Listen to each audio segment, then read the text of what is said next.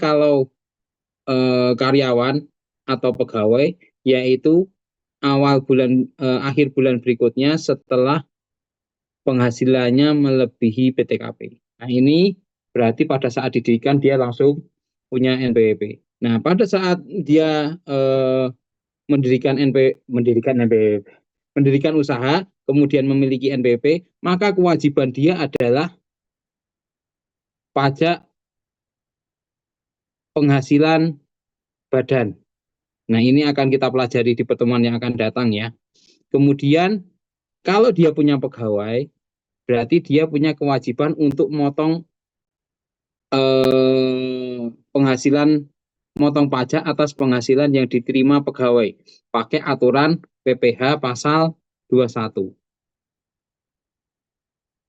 Terus kalau dia transaksi dengan pihak lain, misalnya jasa begitu, ada kewajiban PPh pasal 23.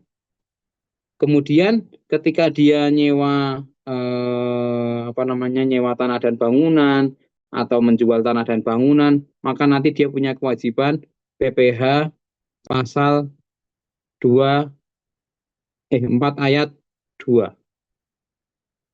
Terus kalau dia bekerja di pelayaran,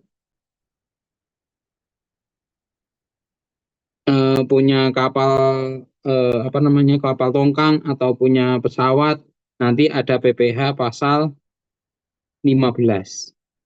Kalau dia ada transaksi dengan wajib pajak luar negeri, maka dia punya kewajiban PPh pasal 26. Nah, ini setiap Pak, berarti PTA kena pajak berkali-kali dong, Pak. Yang pajaknya si PTA sebenarnya hanya PPh badan saja. Pasal 21 ini adalah pajaknya pegawainya. Pasal 23 ini adalah rekanannya. Pasal 4 ayat 2 juga rekanannya, kecuali yang penjualan tanah dan bangunan ya, atau yang dibayar sendiri. Pasal 26 juga rekanan, pasal 26 juga rekanan, pasal 15 juga rekanan. Yang pajaknya sendiri sebenarnya hanya di PPh badan. Ini pajaknya si badan sendiri.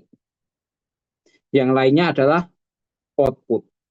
Nah, di tahun yang sama, setelah melakukan kegiatan usaha, misalnya di PTA di bulan 9 tahun 2022 kan menjalankan kegiatan usaha nih. Setelah dihitung omsetnya 5 miliar.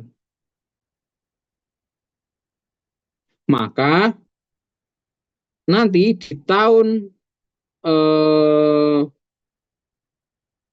di bulan Januari tahun 2023 PTA wajib menjadi PKP. Ketika menjadi PKP, maka dia akan punya kewajiban untuk mengut PPN.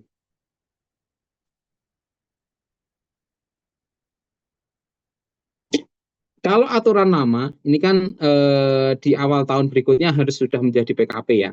Kalau aturan yang lama itu di akhir bulan berikutnya.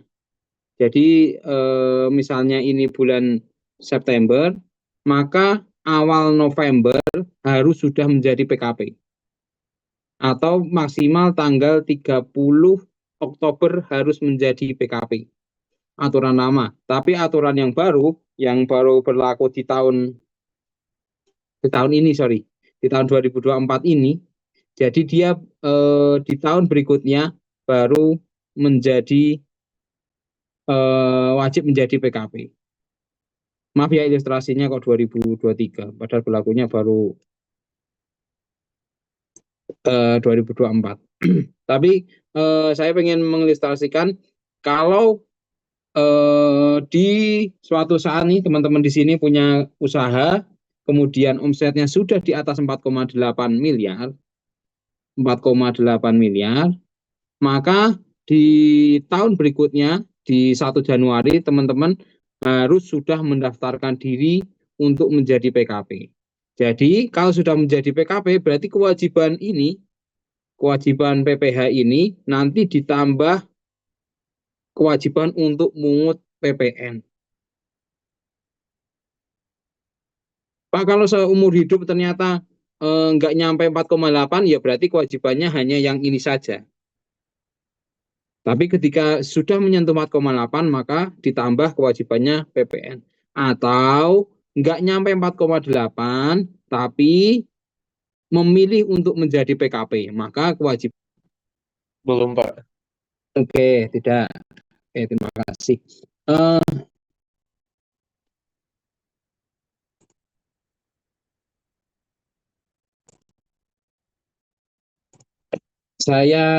Kita absen dulu ya.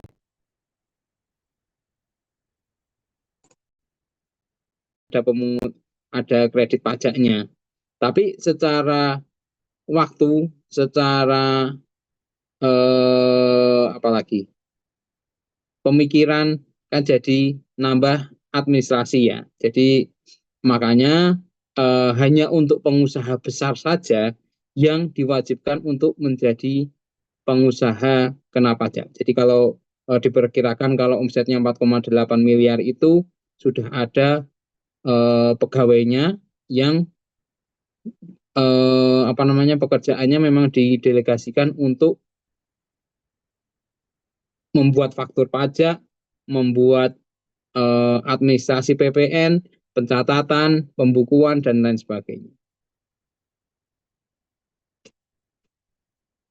Ini slide yang kemarin untuk mengingatkan teman-teman saja. Jadi pungutan PPN itu tidak serta-merta langsung dikalikan 10% dari harga jual, tetapi hanya perbandingan atau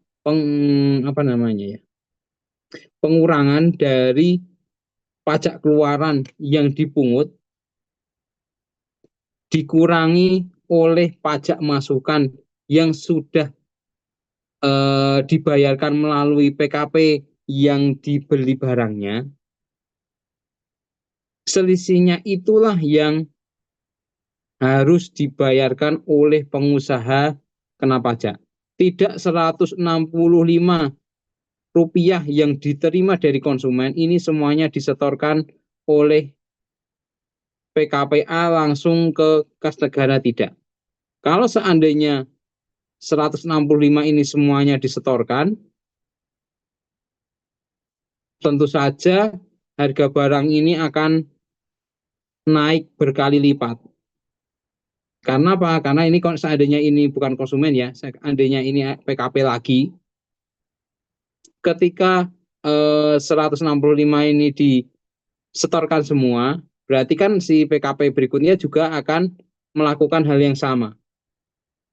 100 atau mungkin 200-nya harus disetorkan semua ke kas negara. Negara mungkin uangnya banyak, tetapi warga negaranya daya belinya tentu akan turun.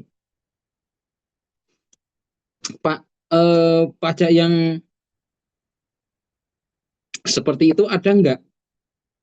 Ada, tetapi hanya dilakukan sekali saja di tingkat industri. Contohnya, bagi perokok. Rokok itu hanya dikenakan satu kali saja. Dia memang dikenakan dari harga jual, tapi hanya sekali saja di level industri. Nanti setelah kita belajar PPN ini, kita juga akan belajar mengenai PPNBM. PPNBM ini sama. Dia hanya dikenakan satu kali di level industri atau importir. Hanya dikenakan satu kali saja. Nanti di di harga jual pembeli, kalau seandainya rokok, itu nanti dia tidak perlu ngitung PPN-nya lagi. Kalau seandainya kendaraan bermotor, contohnya mobil ya, itu nanti untuk perhitungan PPN, PPNBM-nya dikeluarkan juga. Tidak boleh PPN itu, PPNBM terutama, itu nanti kena PPN, nggak boleh.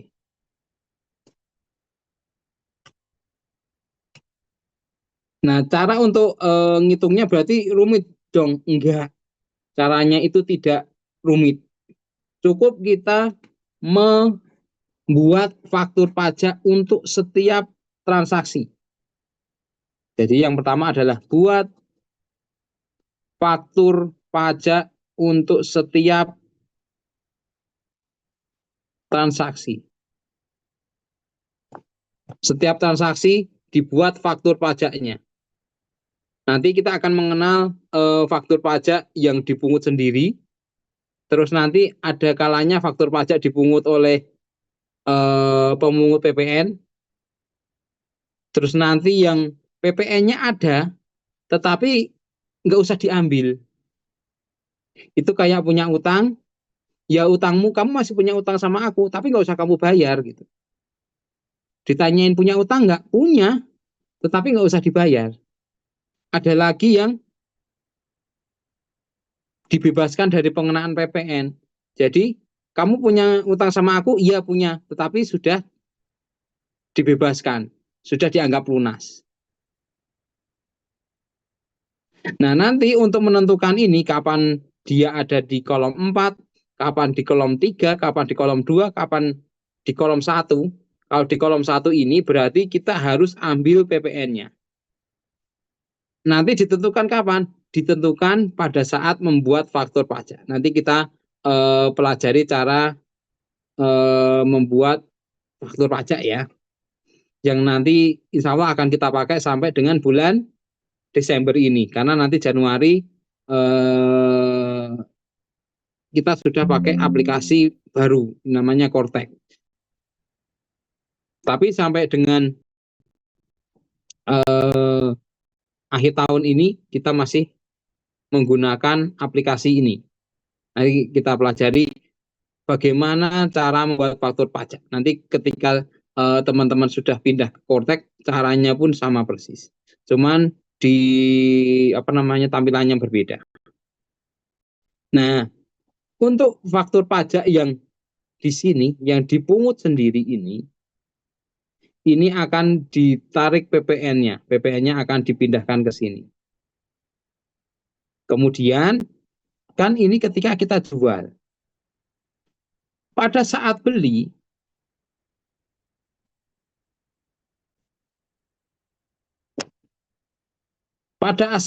barang, kita kan beli barang dari supplier ya. Supplier itu ketika suppliernya PKP, supplier PKP dia menyerahkan barang kena pajak. Berarti supplier itu punya kewajiban untuk mengut PPN. Supplier mengut PPN berarti kita sebagai perusahaan dagang punya kewajiban untuk membayar PPN kepada supplier. Nah, bukti untuk pengutan PPN berarti kita wajib untuk minta faktur pajaknya. Misalnya kita beli barang harganya 1 juta. Tetapi dia bilang, Pak ini kena PPN ya. Jadi 1.110.000. Nah, 110 saya bilang tadi 10 juta. 10 juta berarti kena PPN jadi 11.100.000. Pak, 1.100.000 buktinya mana? Untuk kenapa saya harus nambah 1.100.000? Oh, ini Pak buktinya faktur pajak. Ini harus diminta. Pastikan si supplier ketika dia bilang ada PPN-nya, ya minta faktur pajaknya. Nah, semua faktur pajak ini nanti diinput di lampiran SPT ini. Nah, nanti penjumlahannya akan muncul di poin nomor 5 ini. Nah, pajak keluaran ini kan berarti uang yang PPN yang kita terima nanti angkanya sama persis dengan di sini di kolom PK ini. Kemudian faktur pajak atau uang yang kita bayarkan, uang PPN yang kita bayarkan ke supplier itu juga kita jumlahkan di sini. Nah, maka selisih dari PK dikurangi PM di poin D ini, inilah jumlah yang harus disetorkan ke kas negara. Pak, kalau seandainya kita kebanyakan belinya kebanyakan, kita jualannya sedikit, belinya kebanyakan, bagaimana Pak? Apakah kita store ke kas negara? Enggak. Nanti ketika PK itu lebih sedikit dari PM, maka di poin D ini nanti angkanya akan menjadi minus. Kalau minus, nanti ada bisa dikompensasikan ke masa berikutnya. Kalau dikompensasikan ketika nanti saya sampaikan dikompensasikan ke masa berikutnya, berarti dia akan menambah PM di bulan berikutnya. Di sini akan nambah. Secara otomatis di lampiran kedua nanti akan nambah PM. Tapi bisa juga kalau di akhir tahun seandainya kelebihannya itu besar dan di akhir tahun ini bisa dikembalikan dari kas negara. Jadi uang yang disetor ke supplier, PPN yang disetor ke supplier itu bisa diminta kembali. Diminta kembalinya kemana? Ke DJP. Cukup dengan mengisi SPT ini, kemudian di huruf D ini minus, kemudian di bagian bawahnya ini ada checklist minta direstitusi atau dikembalikan. Nah, nanti kalau menggunakan mekanisme pendahuluan atau percepatan, nanti jangka waktu 1 bulan uang tersebut akan dikembalikan. Tetapi kalau angkanya tidak memenuhi syarat untuk dilakukan pendahuluan atau percepatan, maka nanti harus dilakukan melalui mekanisme pemeriksaan. Nah, itu waktunya adalah 6 bulan. Baru bisa dikembalikan.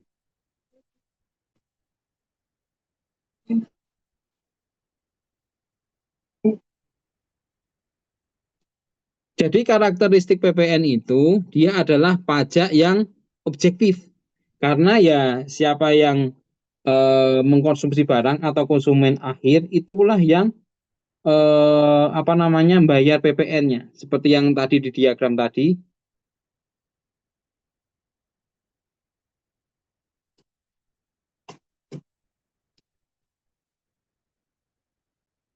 Jadi ketika teman-teman tidak, misalnya hari ini teman-teman nggak beli apa-apa gitu, nggak konsumsi apapun gitu, maka teman-teman tidak perlu bayar PPN. Tetapi bagi teman-teman yang pagi ini sudah nyari kopi di Indomaret, ya teman-teman hari ini bayar PPN. Kedua, ini adalah pajak atas konsumsi dalam negeri. Artinya ketika ada barang Indonesia ke luar negeri, maka tidak dikenakan PPN atau dikenakan dengan tarif 0%. Begitu juga ketika ada barang dari luar negeri masuk, karena ini mau masuk ke dalam negeri, maka kita akan kenakan PPN 11% ketika barangnya masuk. Kalau keluar dari Indonesia keluar 0%, dia nanti bisa bersaing di luar negeri. Tetapi kalau barang dari luar masuk ke dalam negeri, kita akan kenakan PPN biar barang dalam negeri bisa bersaing dengan barang impor. Kita bisa bayangkan seandainya pajak impor itu nggak kena PPN, sekarang aja kain produksi Bandung dengan kain impor itu harganya murah yang impor. padahal sudah kena PPN. Bayangkan yang impor itu tidak kena PPN. Nanti pengusaha di Bandung tambah tidak karuan lagi. Bahkan nanti harganya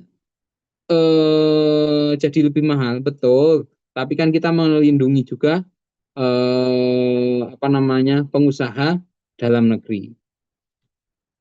Kemudian PPN itu adalah pajak tidak langsung. Kenapa tidak langsung? Tidak seperti PPh, kita yang terutang pajak, kita yang setor sendiri atau dipotong pihak lain. Tetapi PPN ini kita bayarnya lewat pengusaha kena pajak. Jadi judulnya itu pengusaha kena pajak. Tetapi sebenarnya dia kewajibannya itu bukan membayar pajak, bukan, tapi mungut pajak dari konsumennya. Kemudian tidak menimbulkan efek pajak berganda. Ya tadi karena kita menggunakan multi stage dengan mekanisme PK dikurangi PM itu, maka tidak boleh PPN itu masuk ke HPP. Jadi misalnya kita beli pulpen nih, kita beli pulpen harganya 1 juta misalnya, kemudian kena PPN 110.000. Berarti kan harga barangnya ini kita belikan jadi 1.110.000, maka kita jadikan HPP. Nanti 1.110.000 terus ditambah dengan keuntungan, kemudian kita jual HPP-nya segitu. Nanti PPN kena PPN, jadi harganya akan lebih mahal lagi. Itu tidak boleh. Kemudian tadi dikenakan secara bertahap melalui atau menggunakan multi stage. Jadi dari barang apa namanya barang bahan bahan baku dari level paling bawah yang dia diambil dari apa namanya dari bumi, ketika dia merupakan barang kena pajak, maka merupakan barang kena pajak dan pengusaha yang menjualnya adalah PKP, maka punya kewajiban untuk mungut PPN. Kemudian nanti dari pengusaha tambang ke apa namanya broker tambang, broker batubara misalnya. Kemudian dari batubara pedagang A ke pedagang B, pedagang batubara B, kemudian batubara baru ke perusahaan, kemudian dari perusahaan tersebut nanti masih dapat barang yang lain, kemudian perusahaan tadi menghasilkan barang, kemudian barangnya dijual ke distributor, kemudian distributor ke pedagang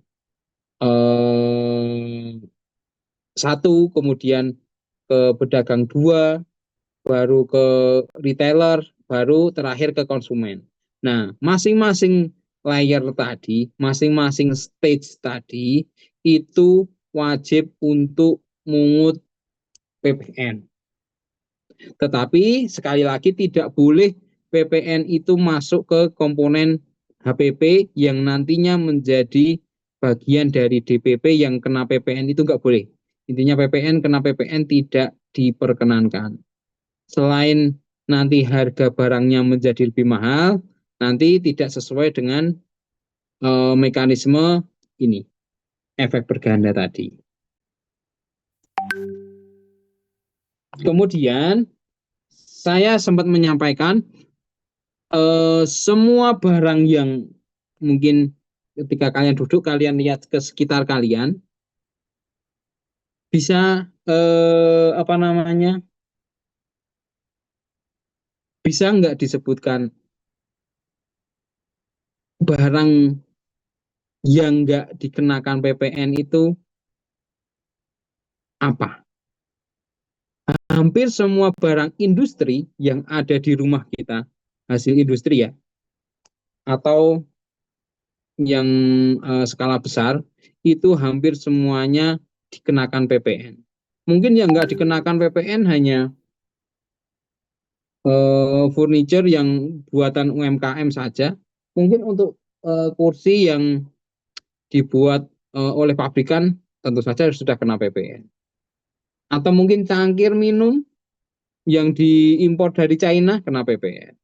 Atau cangkir minum yang dibuat pabrikan di Indonesia kena PPN. Apalagi gadget yang kita pegang saat ini, oh sudah pasti kena PPN. Pak, nah, itu kan Ipun mau minta tax holiday 50 tahun, Pak. Seandainya seperti itu kan berarti nggak kena PPN. Oh, tetap kena. Seandainya dikabulkan tax holiday 50 tahun, yang diholidaykan adalah PPH. PPH-nya pun PPH badan. Untuk output tetap jalan. Untuk PPN tetap jalan juga.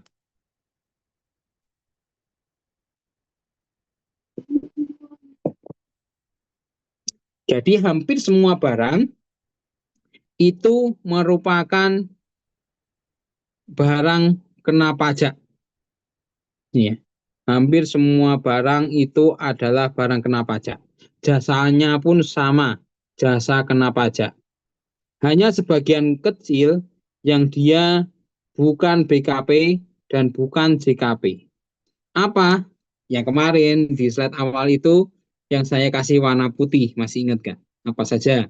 Kalau barang itu emas yang digunakan untuk cadangan devisa.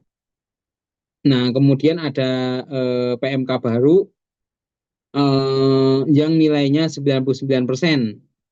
Nah, ini kayak pesanan dari Antam gitu deh, kalau saya pribadi nangkepnya. Jadi emas Antam itu nggak kena PPN. Kemudian apa namanya, restoran, makanan di restoran itu nggak kena pajak, termasuk hotel ya. Hotel itu jasa nggak? Kalau jasa ya berarti di jasa ya. Itu di sisi barang. Kemudian jasa ada apa saja? Jasa keagamaan. Kemudian jasa hotel. Kemudian jasa hiburan. Kalau pernah lihat apa namanya, pengacara yang apa namanya, cincinnya gede-gede itu siapa namanya? Nah, Hotman. Nah, pernah lihat Hotman Paris yang kalau apa namanya, pengusaha karaoke di Bogor itu, kalau dia dapat penghasilan sehari itu 1 juta, maka 400 ribunya itu akan disetorkan ke negara. Kurang lebih dia seperti itu ngomongnya. Kenapa? Karena pajak hiburan di Bogor itu kalau nggak salah 40% itu. Jadi ketika kalian mendengarkan seperti itu bukan eh, bukan PPN ya. PPN tetap 11%. Yang seperti itu adalah pajak hiburan yang seharusnya itu dibebankan ke konsumen. Jadi ketika rate dari tempat karaoke-nya itu 1 juta, maka si konsumen akan menambahkan, misalnya nih saya pakai tempat karaoke nilainya 1 juta, maka seharusnya seperti halnya PPN, saya bayarnya itu bukan 1 juta tetapi 1.400.000. Si pengusahanya tetap dapat uang 1 juta, bukan berubah jadi 600.000, enggak. Si pengusahanya tetap dapat uang 1 juta. Bahkan dia akan dilebihkan sejumlah 400.000. Jadi dia dapat 1.400.000. Nah, 400 ribunya itu nanti disetorkan ke kas daerah. Jadi yang disampaikan Pak Hotman itu benar, tetapi kurang tepat. Jadi sebenarnya nggak mengurangi penghasilannya pengusaha karaoke, enggak, tetapi menambah harga. Harapan pemerintah tentu saja biar mengurangi, harapannya bukan untuk menaikkan pendapatan, enggak, tetapi untuk mengurangi. Bang,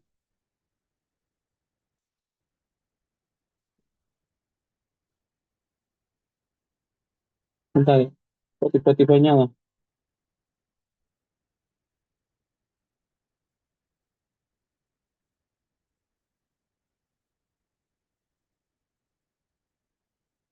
Kaget saya.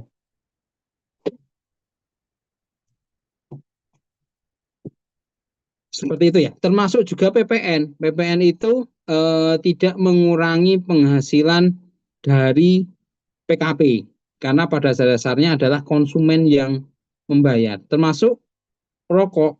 Rokok itu kan dikenakan PPN 10% ya tadi, 11%, sorry. Kemudian dikenakan cukai rokok sama 40% juga. Tetapi sudah dibungkus menjadi harganya segitu. Jadi tidak ada yang dalam tanda kutip protes, kok aku dikenakan apa namanya, dikenakan PPN atau cukai yang gede banget gitu. Kenapa ya? Karena sudah dibungkus harganya segitu. Itu yang non BKP atau JKP. Kita nggak usah bahas, itu jelas nggak kena PPN. Nah, tetapi dari kelompok besar ini yang merupakan barang kena pajak, ini kelompok besarnya, ada beberapa itu dapat fasilitas. Nah, ini tentu saja untuk apa namanya, negara itu pengen dapat penghasilan dari BPN, tetapi tidak mau me, apa namanya, menyusahkan rakyatnya. Gimana ngomongnya? Jadi ada beberapa barang yang dirasakan ini penting untuk kesejahteraan rakyat, itu tidak dikenakan PPN. Termasuk ada beberapa apa namanya, barang untuk mensejahterakan para konglomerat juga ada. Yang contohnya yang mensejahterakan konglomerat apa? Contohnya ya, ya itu apa namanya, penyerahan ke kawasan berikat atau ke Batam atau kawasan bebas, kawasan berikat itu dibebas, tidak, PPN-nya tidak dipungut. Jadi misalnya kita jualan barang ke Batam, barang ya, maka tidak ketika jual ke sana kita tidak perlu pungut PPN-nya. PPN-nya ada tetapi tidak perlu dipungut. Itu contoh yang mensejahterakan atau memudahkan para pengusaha. Ada juga yang mensejahterakan rakyat, contohnya barang kebutuhan pokok.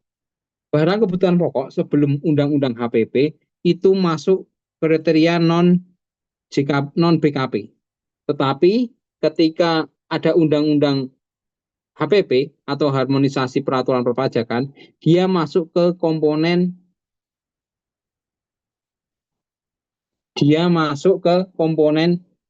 barang kena pajak tetapi dibebaskan. Sama-sama nggak kena PPN ya, intinya sama-sama nggak bayar PPN, tetapi secara mekanisme perpajakan menjadi berbeda. Itu contoh yang mensejahterakan rakyat kecil. Nah, bedanya apa Pak? Dan contohnya apa? Yang pertama, kita yang tidak dipungut dulu ya.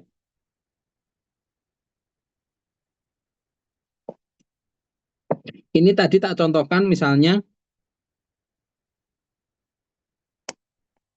Teh Nabila misalnya punya hutang sama saya.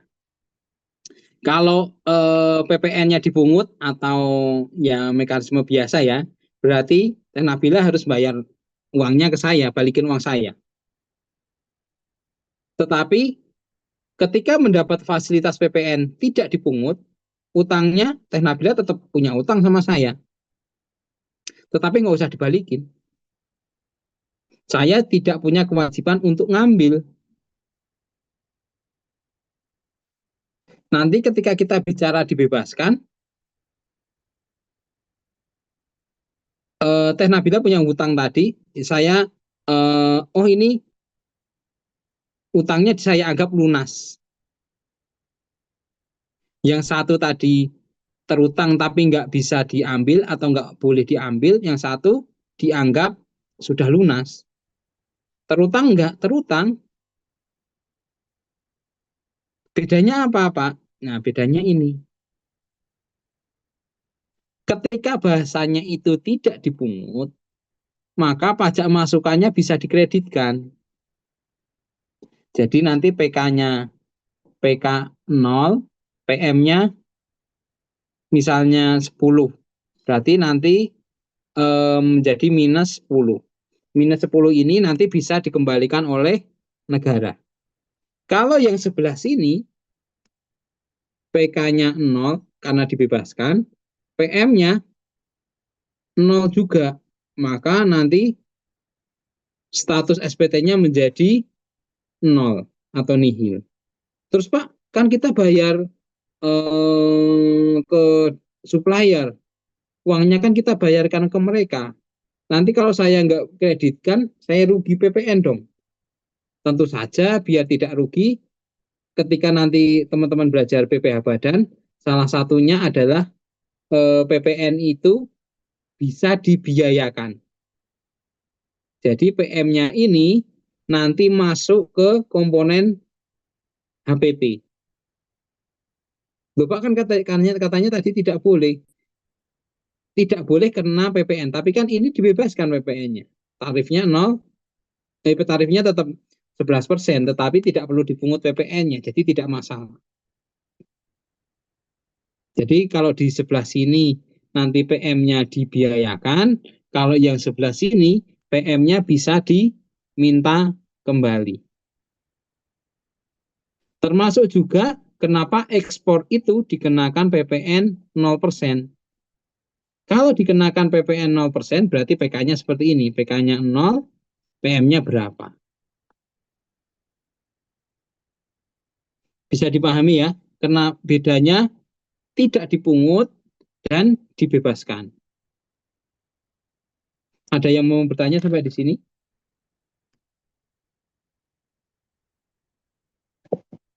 Tidak ada? Lanjut. Apa saja Pak barangnya? Yang pertama, alat angkut tertentu. Bisa kapal api kereta. Kemudian anodos slime, sampingan emas batangan. Kemudian BKP yang diperoleh dari proyek pemerintah yang dibiayai dengan hibah dan pinjaman luar negeri.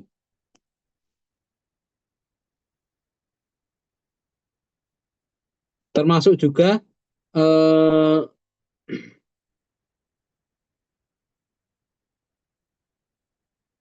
untuk penyerahan ke kawasan, ini khusus untuk BKP ya. Berarti kalau jasa masuk ke Batam itu kena pajak, kena PPN. Tetapi untuk barang, terutama barang modal, itu boleh PPN-nya tidak dipungut. TPB apa? Tempat penimbunan berikat. KEK kawasan ekonomi khusus. KTE itu kawasan industri tertentu untuk ekspor. Nanti teman-teman juga akan mengenal yang namanya kawasan berikat. di kalau kalian jalan dari exit tol Mama Toha ke kanan atau dari exit tol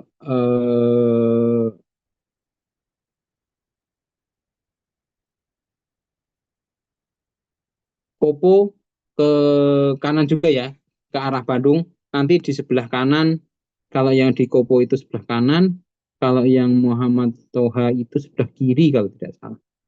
Itu kalau kalian perhatikan ada pelang warna putih selain nama perusahaannya ya. Nanti di situ ada tulisannya kawasan berikat gitu, tapi hanya satu perusahaan aja di situ. Nah, ketika mungkin teman-teman nanti suatu saat punya usaha, kemudian jual barang ke daerah tersebut, ke pabrik tersebut, maka nanti faktur pajaknya dibuat dengan kode 07. Nanti mengenai pengkodean ini kita pelajari waktu kita bikin faktur pajak. Tetapi saat ini saya sampaikan kodenya 07. Maka itu adalah kode untuk penyerahan yang PPN-nya tidak dipungut. Kemudian di sisi lain ada jasa. Ada jasa persewaan, perawatan, reparasi, kepelabuhanan, angkut tertentu, kapal, kereta, kemudian JKP yang diperoleh dari proyek pemerintah yang dibiayai oleh hibah atau pinjaman luar negeri. Ini juga sama. Kemarin teman saya yang ada di KPP Pasar Rebo kalau nggak salah dia lagi bertanya ke saya, dia lagi nanganin ada wajib pajak di Jakarta sana yang dapat proyek pembangunan rumah sakit apa ya, rumah sakit jantung atau apa ya, yang dibiayai dari pinjaman luar negeri.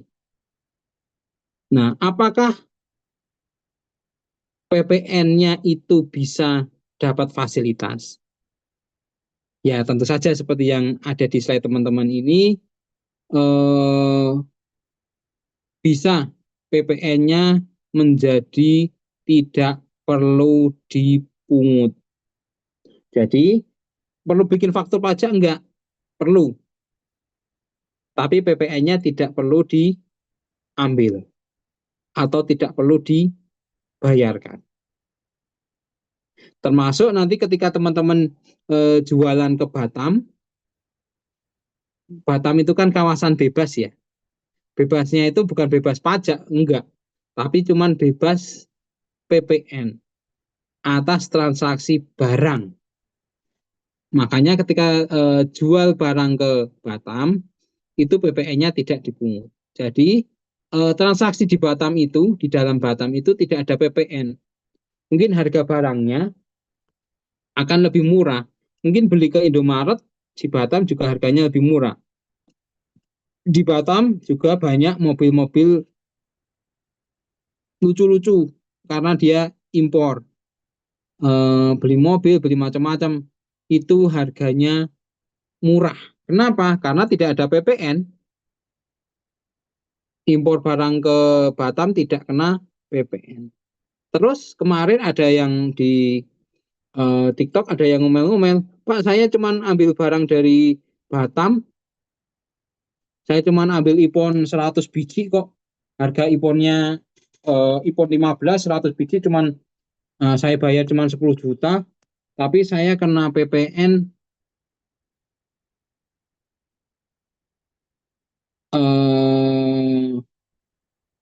50 juta gitu misalnya. Dia kan ngomong gitu di TikTok ya, seolah-olah dia menjadi korban. Padahal,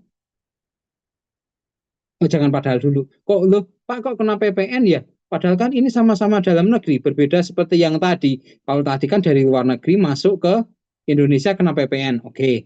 Ini kan sama-sama Batam, Pak.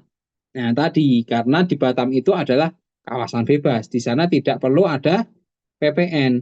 Tetapi ketika barang dari Batam masuk ke di luar Batam atau keluar Batam ya, itu dari kawasan bebas menjadi kawasan pabean yang notabene harus dikenakan PPN. Maka nanti oleh teman-teman ekspedisi akan dipungut PPN-nya. Tentu saja sebelum lewat teman-teman ekspedisi, nanti di sana mereka bekerja sama dengan bea cukai. Nanti bea cukai lah yang akan menentukan harganya. Nah, kembali ke tadi, dia beli iPhone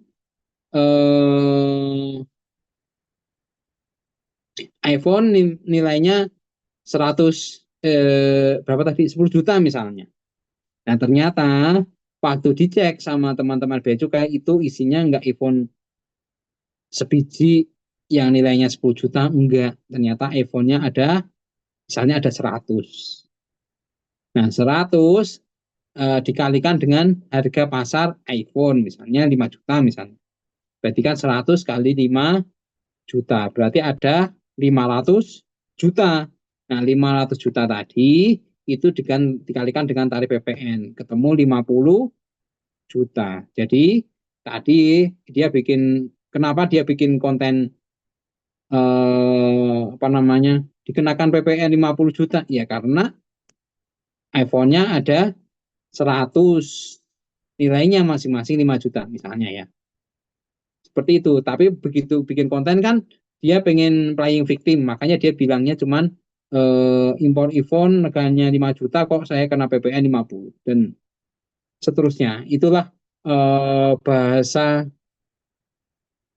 yang sering kita dengar yang tidak 100% kadang-kadang betul gitu loh. Kita harus teliti, oh ternyata di baliknya ada begini-begini dan lain sebagainya. Selanjutnya, tadi tidak dipungut. Sekarang selain tidak dipungut, ada juga yang dibebaskan. Nah, kalau dibebaskan tadi sekali lagi pajak masukannya tidak dapat dikreditkan. Berarti PM-nya 0. Terus PPN-nya bagaimana? Jangan lupa untuk dibiayakan. Contohnya nih, rumah sederhana. Mana ini rumah sederhana?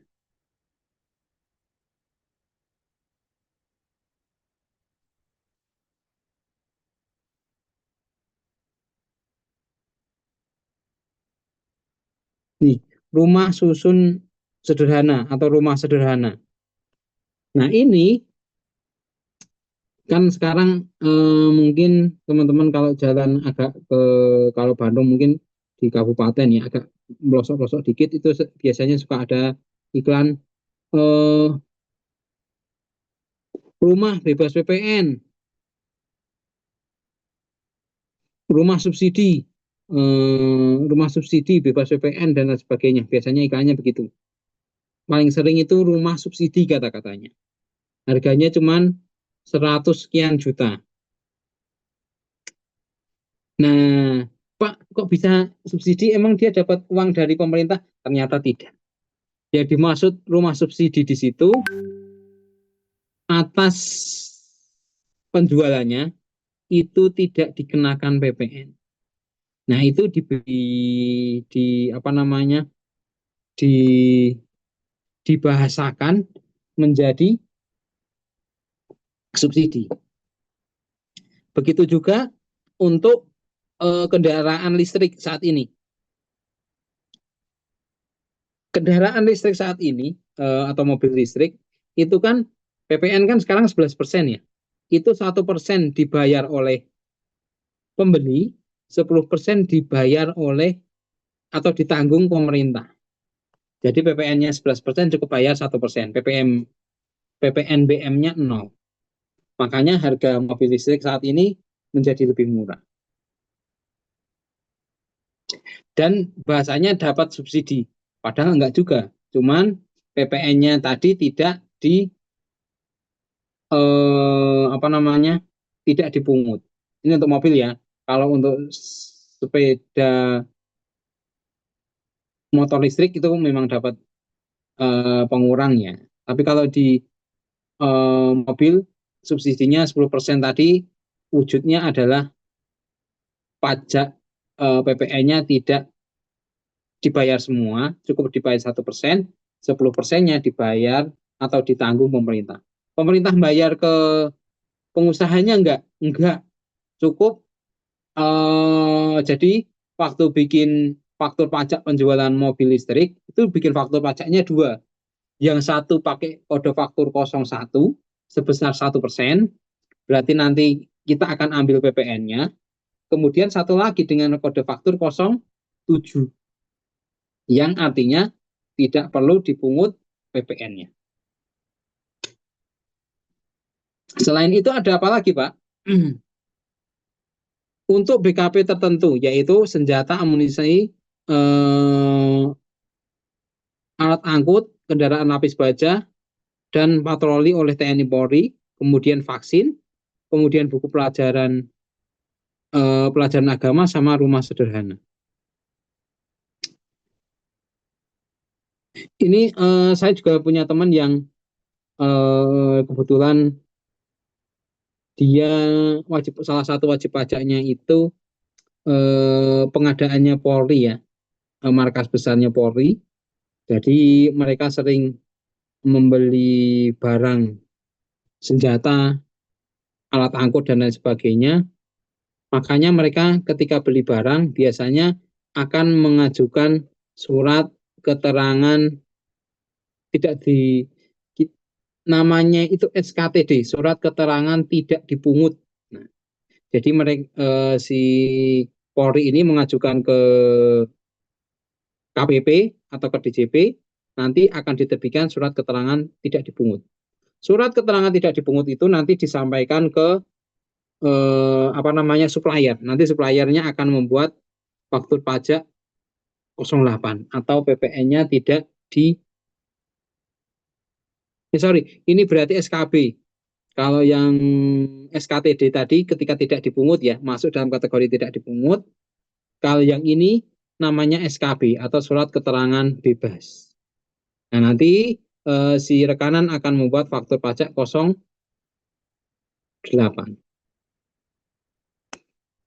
Kemudian di sini di sisi BKP strategis ada mesin pabrik. Jadi nanti teman-teman kalau mau investasi, mau bikin perusahaan, mau bikin pabrik yang gede, kan ketika beli mesin itu kan kena PPN. Kalau teman-teman pengen save save budget, maksudnya biar cash flow-nya bagus, tidak perlu bayar PPN, maka teman-teman bisa ngajuin SKB atas BKP strategis berupa mesin pabrik. Nanti Pak, nanti efeknya buat perusahaan apa? Ya tidak ada. Cuman ketika nanti jual produk ya, jual itu kan berarti PM-nya PK, misalnya PK-nya 100 gitu. PM-nya mungkin akan kecil, cuman 50 mungkin. Pak, kenapa kok kecil? Ya karena mesinnya tadi tidak kena PPN. Yang kena PPN mungkin hanya bahan baku saja. Makanya jadi punya kewajiban setor kas negara 50. Kalau seandainya dia tidak mengajukan pembebasan mesin pabrik, maka ini mungkin PM-nya jadi 150, nanti ini jadi minus 50. Kemudian nanti kompensasi lagi. Tapi kan artinya uang kita ngendep di negara 100. Dengan kita ngajuin SKB seperti ini, kita uang 100 ini kita bisa pakai untuk kegiatan lain, mau dibuat beli mesin lain dan lain sebagainya. Jadi bukan menghemat sih, menunda uang keluar.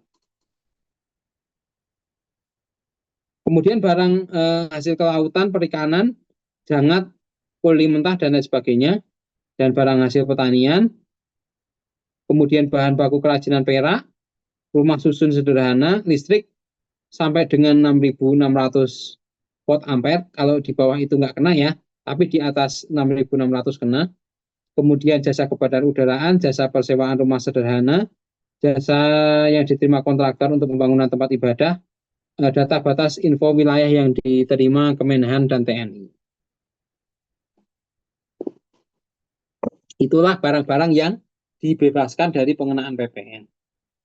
Kira-kira ada yang mau bertanya?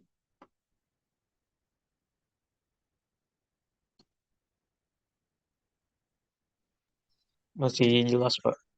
Oke, terima kasih. Kita lanjut. Nah, kemarin saya sempat menyinggung-nyinggung kata-kata 16D.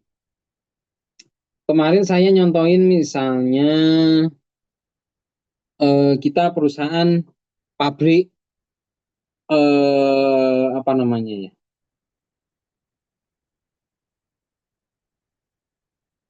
Pabrik keramik misalnya. Atau toko keramik deh.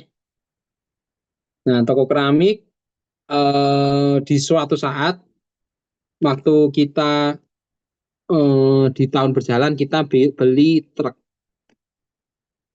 untuk ngangkut keramik. Oke. Kita bukan pedagang truk ya. Berbeda kalau kita pedagang kendaraan, kita jualan truk, itu berarti tidak masuk dalam klausul ini. Ini kita adalah pedagang keramik atau pedagang bahan bangunan. Kita beli truk. Tentu saja kita beli truk tidak untuk dijual lagi kan. Kita beli truk tidak untuk dijual lagi, tetapi digunakan untuk kegiatan usaha. Nah, pada waktu kita beli truk, itu kita masukkan dalam komponen pajak masukan.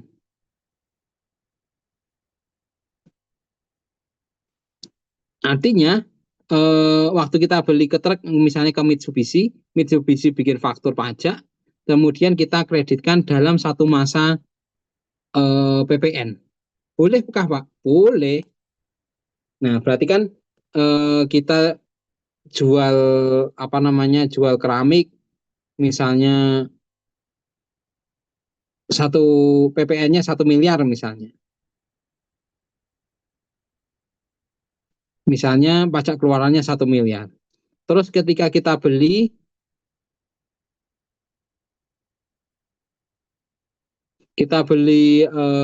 apa namanya, keramiknya itu totalnya pajak masukannya itu 800 miliar. Waktu beli ke supplier. Ditambah untuk beli truk jadi 900 juta. Yang kalau kita sebenarnya bahan modal untuk beli keramik itu cuma 800. Ini jadi 900 karena ada tambahan faktur pajak dari Mitsubishi. Berarti yang kita setorkan ke kas negara hanya 100 saja. Padahal seharusnya adalah 200. Yang 100-nya tidak kita setorkan karena ada tambahan pajak masukan ketika beli truk. Boleh tidak? Oh boleh, tidak ada masalah. Terus masalahnya apa, Pak? Masalahnya ketika mungkin 5 tahun lagi truknya sudah sering batuk-batuk. Truknya sudah rewel, mau dijual. Ketika mau dijual,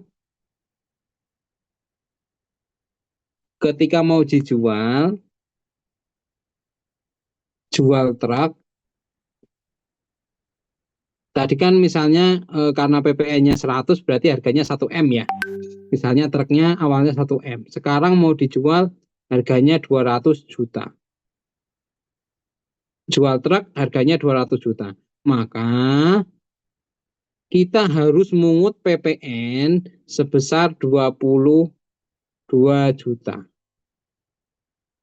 Jadi pembelinya harus bayar 222 juta. 22 juta ini akan menjadi PK.